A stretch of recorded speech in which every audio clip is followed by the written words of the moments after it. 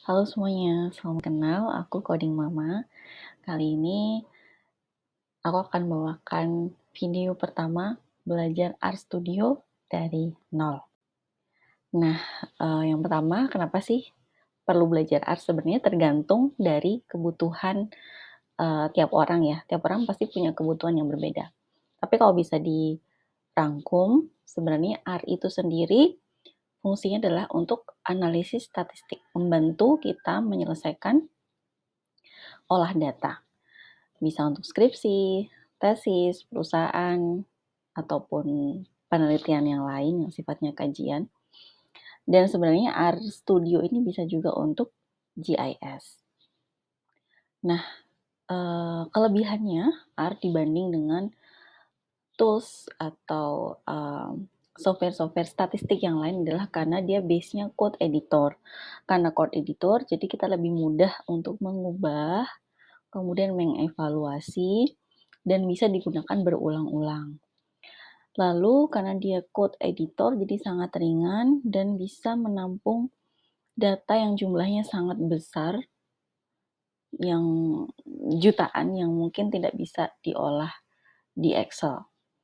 Lalu dia juga bisa memberikan visualisasi yang optimal, artinya mungkin tidak seperti Tableau ya yang estetik gitu, tapi untuk standar penelitian visualisasi dari art ini sebenarnya sudah cukup. Kemudian yang paling penting adalah dia open source. Jadi kalau dulu saya waktu kuliah itu ada Stata itu tidak gratis ya, jadi berbayar. Excel pun kan sebenarnya juga tidak gratis gitu.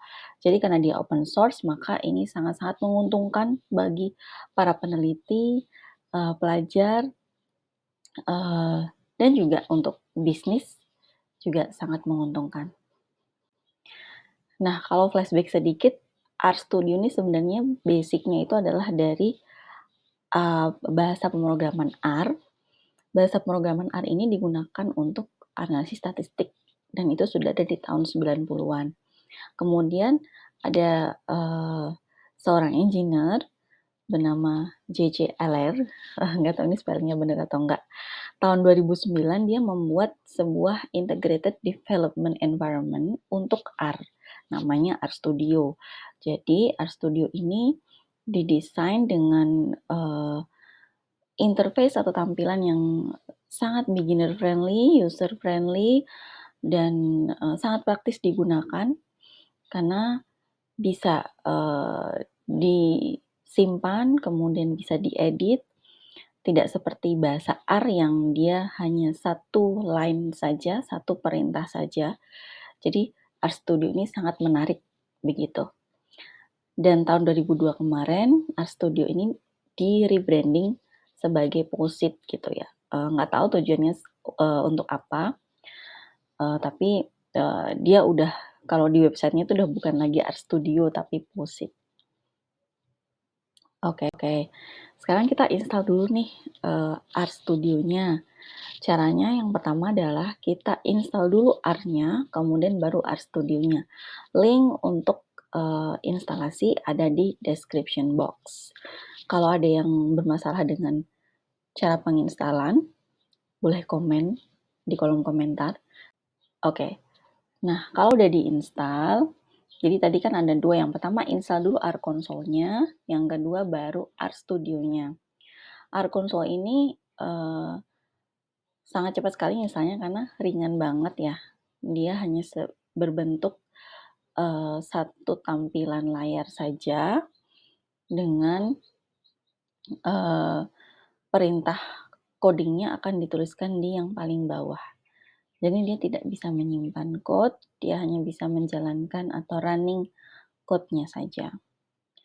Nah, kemudian kalau Art Studio ini installnya memang agak lama karena dia filenya sendiri juga besar. Nah, ini adalah tampilan pertama kalau kalian buka Art Studio, ya. Nah, kalau kalian buka lagi di file, kemudian new script, nah itu tampilannya akan berubah seperti ini. Di sini ada 4 window yang kita mulai dari yang kiri atas ya. Kiri atas itu adalah terminal. terminal ini adalah tempat kita menuliskan skrip. Bukan menjalankan skrip ya, tapi menuliskan skrip. Kemudian di kiri bawah itu ada konsol. Konsol ini tempat code dijalankan. Kemudian di yang kanan atas itu ada environment. Environment ini adalah output dari skrip yang kita jalankan. Lalu ada directory. Directory ini adalah tempat file-file di komputer kita. Nah, buat lebih gampangnya, kita langsung praktek aja ya ke interface RStudio-nya. Studio yang full screen. Nah, seperti yang saya bilang tadi, yang pertama di kiri atas ada terminal tempat kita menuliskan skrip. Saya kasih contoh, misalkan di sini saya buat suatu variabel A sama dengan 1. Perhatikan kalau di R itu adalah case sensitive. Nah, di sini tempat kita nulis skripnya. Nulis aja. Nah, kalau ini kita klik run, jadi di line-nya itu kita klik run, maka di konsol akan muncul code apa yang kita sudah running. Di bawahnya akan muncul, oh, A sama dengan 1. Yang dijalankan adalah A sama dengan 1.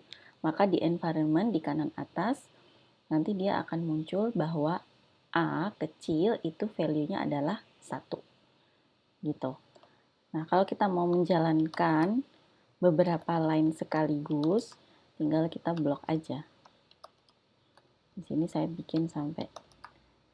Nah, kita mau menjalankan ini sekaligus, tinggal di blok kemudian run. Sama.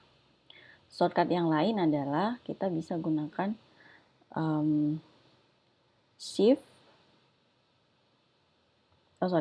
Command return ya kalau di Mac, atau Control Enter kalau di Windows. Jadi ini run bisa pakai Control Enter atau Command return. Nah, di sini saya jalankan Command return sama ya.